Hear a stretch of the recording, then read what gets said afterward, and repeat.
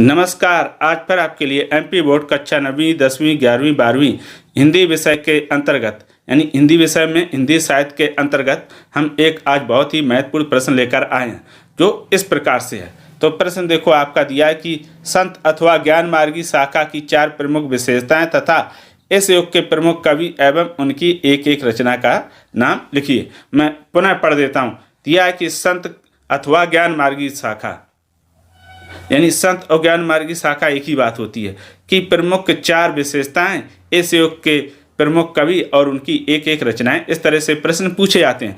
कभी कभी 2 प्रमुख विशेषताएं, 2 रचनाकार और रचनाएं, कभी 3 प्रमुख विशेषताएं, कभी 4, कभी 5, इस तरह से पूछे जाते हैं। जितने पूछे जाएं आपको उतने ही लिखने हैं। अब इसके उत्तर किस प्रकार से लिखोगे, तो सबसे पहले आप काले पेन से, जो मैंने लाल से लिखा उत्तर, इसे आप काले पेन से लिखें। कभी परीक्षा की या फेयर की कॉपी में लाल पेन का बिल्कुल प्रयोग ना करें। मैं तो यहाँ रिकॉर्डिंग के हिसाब से इनका लाल का प्रयोग कर देता हूँ।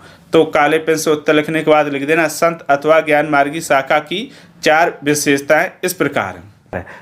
तो पहली विशेषता ये है, बाह्य आडंबर का विरोध। तो इसके अंतर्गत लिखेंगे कि इस युग के कवियों ने बाहरी दिखावे का विरोध किया है, वे बाह्य आडंबर पर विश्वास नहीं करते हैं। देखो, इस युग के जितने भी कवि हुए, चाहे वो कबीरदास हों, दादू दयाल हो, चाहे उसमें गुरु नानक हो, चाहे मलुका दास, इन सब ने बाहरी दिखावा का विरोध किया। इनका मानना है कि व्यक्ति को बाहर से नहीं दिखाना चाहिए बल्कि उसका अंदर से मन कैसा होना चाहिए, सच्चा।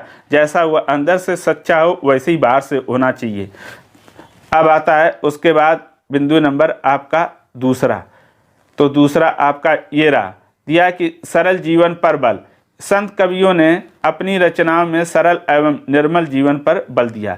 देखो, इस युग के जितने भी कवि हुए हैं उन्होंने क्या कहा कि हमें हमेशा अपना जीवन कैसा रखना चाहिए, सरल जीना चाहिए और निर्मल होना चाहिए, यानी किसी प्रकार का उसमें मलिन यानी दूषितता ना होना चाहिए। कहने का मतलब ये कि व्यक्ति को हमेशा सच्चा जीवन जीना चाहिए, उसमें किसी प्रकार का झूठ ना हो। तो इसीलिए निर्मल का अर्थ होता है स्वच्छ, बिल्कुल यानी साफ सुथरा जीवन जीना चाहिए। फिर उसके बाद आता है बिंदु नंबर 3, दिया आंतरिक शुद्धता पर विशेष बल। तो लिखेंगे कि ज्ञान मार्गी शाखा के कवियों ने मनुष्य को अंदर से सच्चा और साहसी व्यक्ति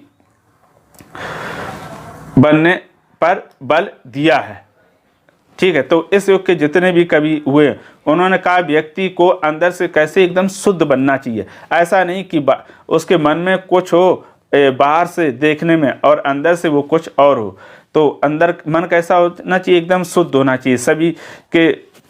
सभी के प्रति उसकी कैसी सहानुभूति होना चाहिए, उनमें दिखावा बिल्कुल ना हो। दूसरों की मदद करने यानी सहयोग करने की भावना होना चाहिए। हमेशा सच बोलना चाहिए, सही मार्गदर्शन दिखाना चाहिए, किसी के प्रति द्वेष भाव नहीं रखना चाहिए। फिर उसके बाद आता है बिंदु नंबर 4। तो इसमें दिया जात पात का विरोध। इस शाखा के कवि जात पात एवं ऊंच नीच का विरोध करते हैं, यानी इस शाखा के जितने भी कवि हुए हैं वो कवि जात पात पर विश्वास नहीं करते, ना ही ऊंच नीच को मानते हैं। इसका हमेशा वो विरोध करते हैं। उसके पश्चात आपका फिर बिंदु नंबर आता है 5।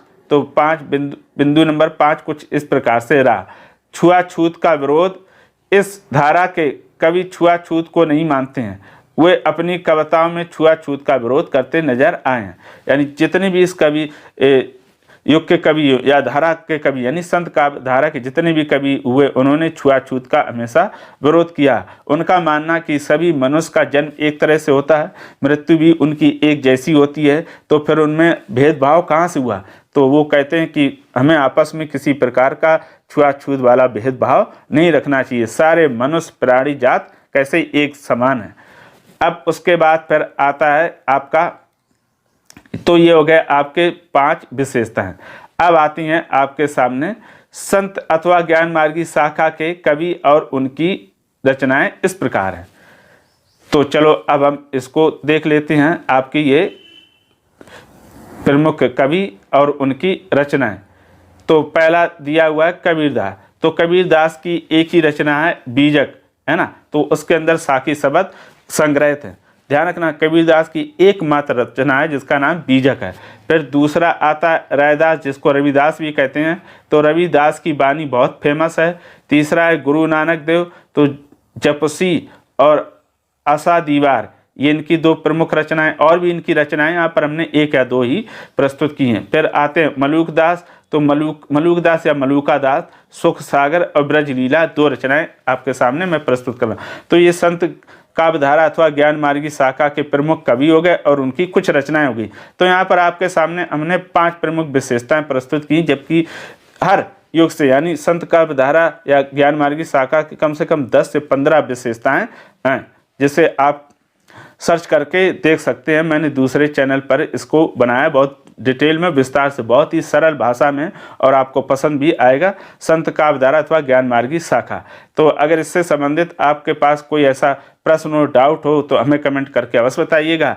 तो ये परीक्षा की दृष्टि से बहुत ही महत्वपूर्ण साबित होगा। तो आज के लिए इतना ही। अब हम फिर मिलेंगे किसी नए विषय के साथ, तब तक के लिए धन्यवाद।